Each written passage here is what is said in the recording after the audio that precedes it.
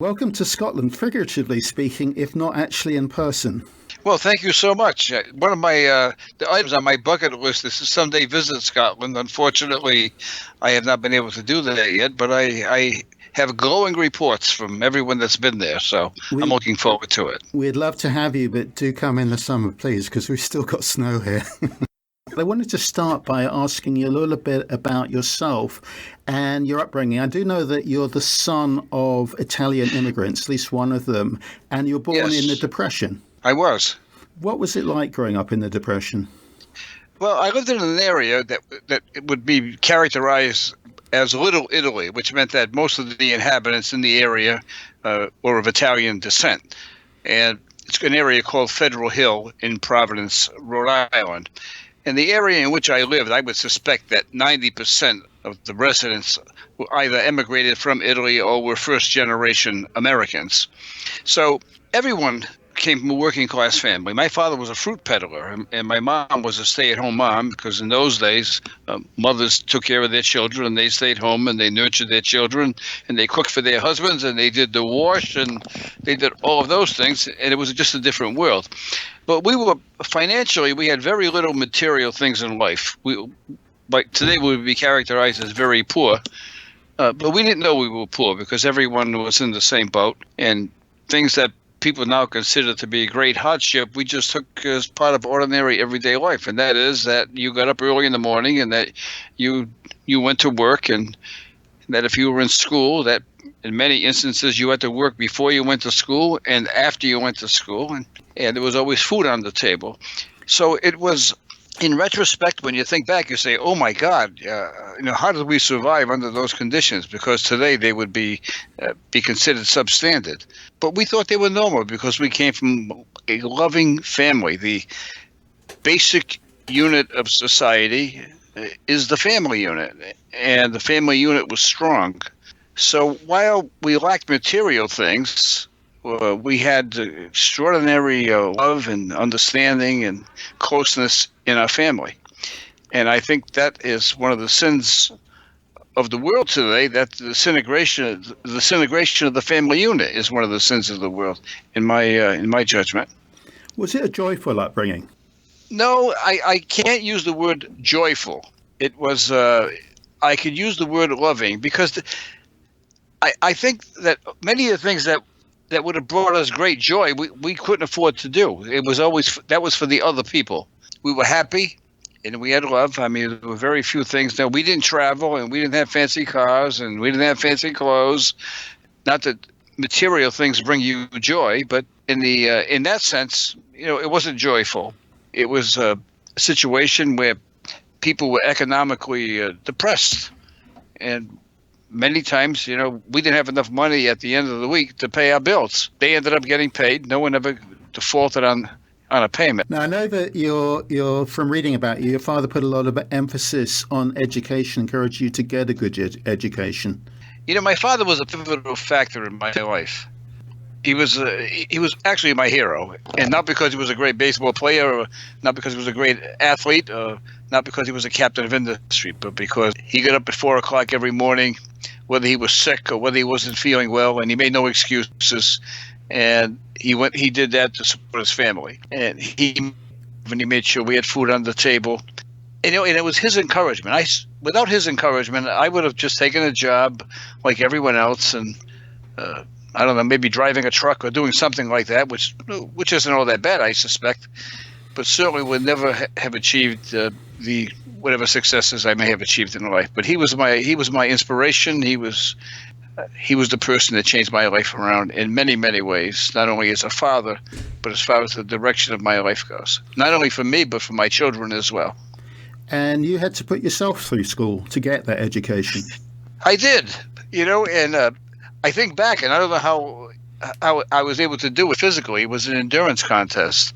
I went to Providence College here in Providence. I was a day student. I couldn't afford to live in the dorms, and I worked in a restaurant washing dishes, and I worked at the local newspaper company putting papers together, and was able to earn enough money to get through school. But then reality hit me after I graduated from college.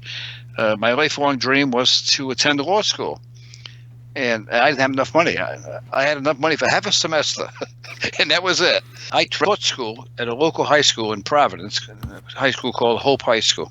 So I took the first year off. I didn't go to law school immediately. I could not attend. I had been accepted at Boston University. Boston University did not have a night law school, so I attended Suffolk University Law School in Boston, and we live in Providence. I was teaching in Providence.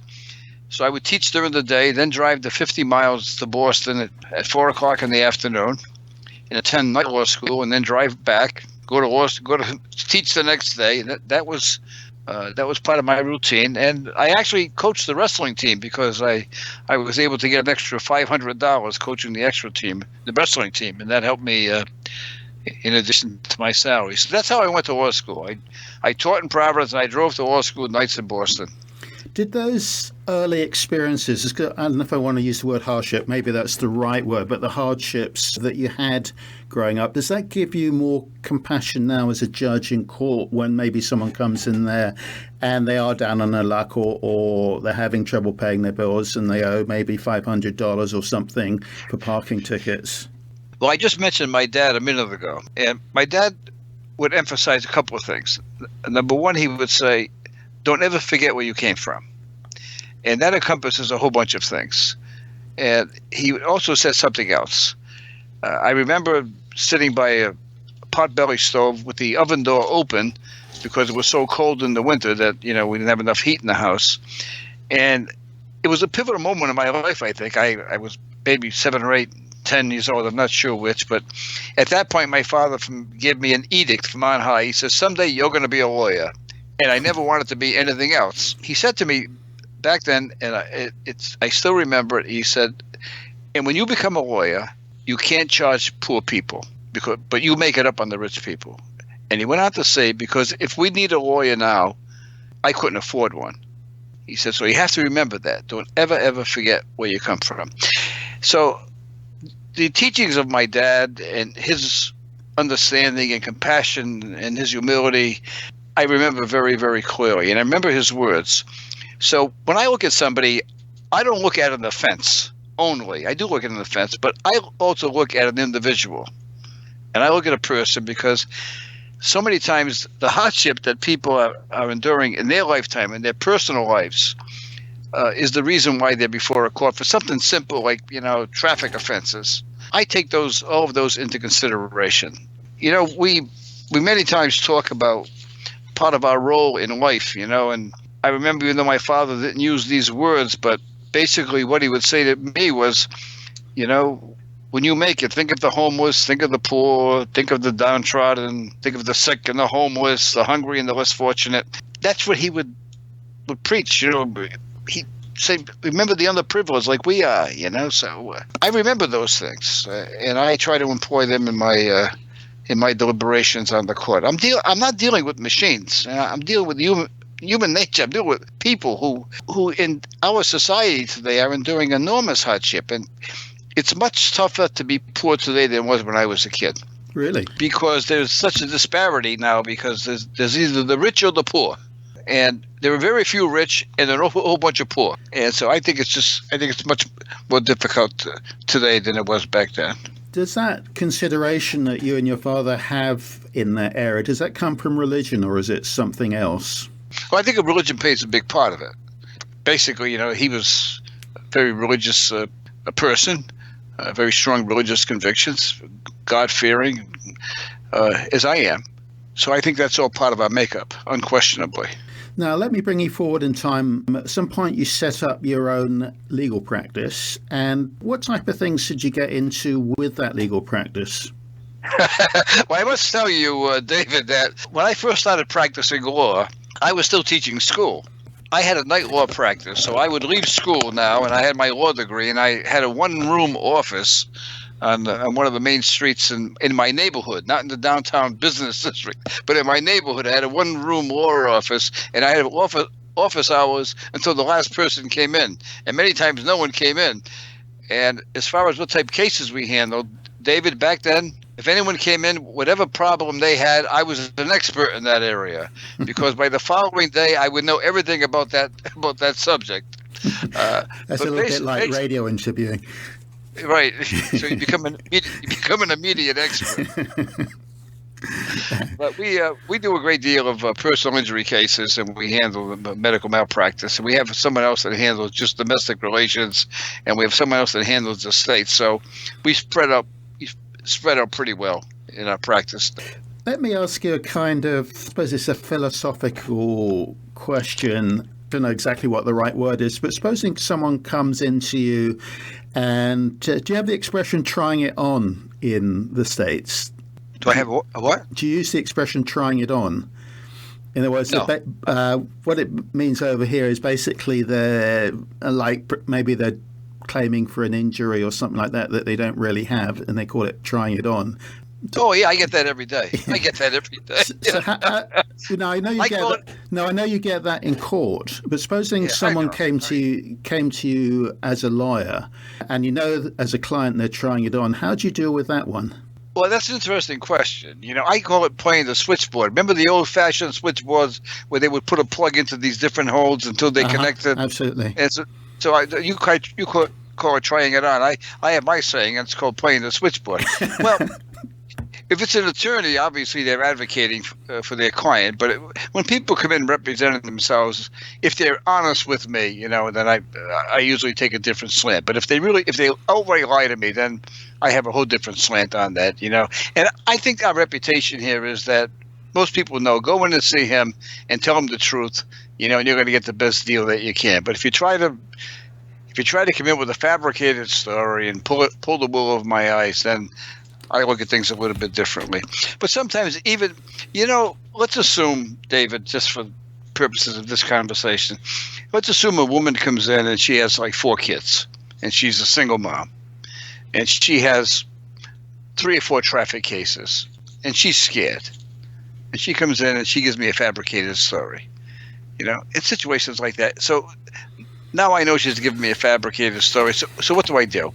So I say to her, okay, you're lying to me. So what I'm going to do with you is I'm going to suspend your license because you can't pay these fines. And we're going to put a boot on your car and we're going to impound your car. Now, what I've done right there is I've punished all those kids because she has no money.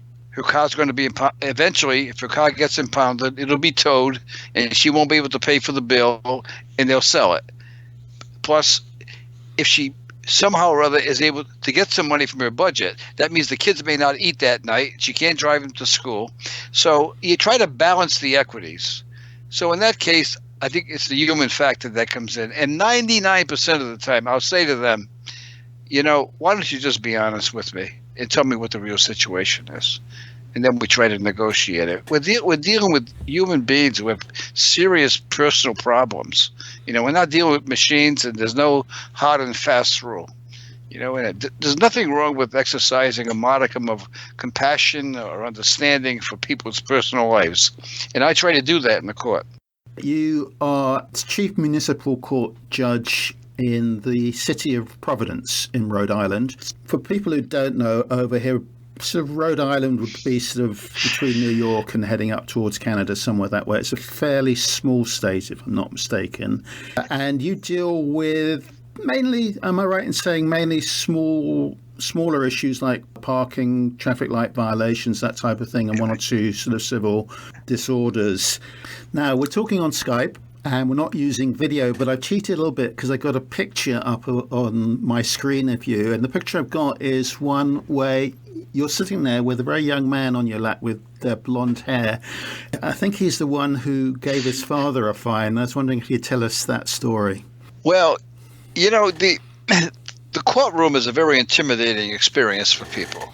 You have to just visualize a young man or a young girl coming into a courtroom and their parents who have financial problems, don't have great financial resources, coming into court, and they probably hear a conversation the day before that tomorrow, what is the judge going to do? So they come in, and I always visualize if I yell at a father or a mother in front of their child and give them a very harsh penalty and and berate them and say, what kind of an example are you setting for this young child? And really berate the parent and find them. When that kid leaves the courtroom, they will have an impression of the institutions of government that they're really not kind, that they have no consideration. They could leave hating. They could leave hating the systems of government. You never know how that manifests itself later in life. So I try to set a favorable impression for young people particularly. And so I find that bringing them up on the bench, every time they leave, every kid that leaves, leaves with a very good impression of the judicial system in our country, which they should. I think it's I think it serves a very worthwhile purpose. But we've had some unbelievable responses from young people. It's interesting. Most of the young kids that come up always say, "Give my parent a fine." For example, if it's $100 fine, they'll say, "Charge them 50 or charge them 60," and of course I don't at that point. But kids are very honest. They're very sincere, and it's all toward having them have a favorable impression of the institutions of government, respect for authority, constituted authority. It's no secret, certainly in the States and over here, that you've become a YouTube sensation. I know that came about because your brother started to film the court proceedings on a local community channel. But are you surprised how that skyrocketed and how much interest? I think someone told me had over 1 billion hits on YouTube. We have 1,300,000,000 hits. That's a lot on of YouTube.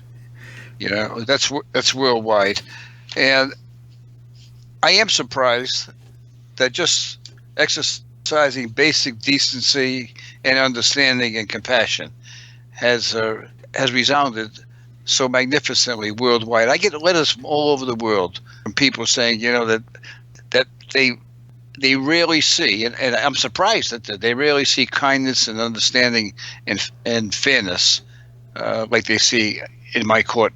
And I just can't believe it. It's flattering to me, but I just think it's a way of life that we should all employ. You seem unfazed by the success of the whole thing. I feel like it's someone else. I'm just doing what my dad taught me, which I've been doing my entire life. And all of a sudden, worldwide, people think it's like something unusual. And I am unfazed. I believe that one of the major networks is picking up the show, and you're going to be syndicated nationwide in the States? We are going to be syndicated nationwide here in the United States. We'll be in every media market, and it will be syndicated beginning in September. I do know you're going with Fox, and I imagine eventually that will start to show over here because Fox do have a channel in the UK as well. So I look forward to seeing that as well. Well, if they show it in Scotland, then I'll just feel, Dave, to take a flight over to Scotland to view it. It'd be a good excuse for me to take a flight. We'd love to have you here in person. It's literally only about 5 hours away from where you are, just a quick trip to the airport, 5 hours into Edinburgh. And I will personally, if you do come, pick you up at the airport. How's that for an offer? That's a deal I can't refuse. Listen, I want to thank you so much for being on the show today, and we'll look out for you on Fox TV, and hopefully we'll see you one day in person here in the United Kingdom. David, thank you so much for your kindness and for the opportunity to talk to the people of Scotland. I feel honored that you give me this opportunity. Thank you so much.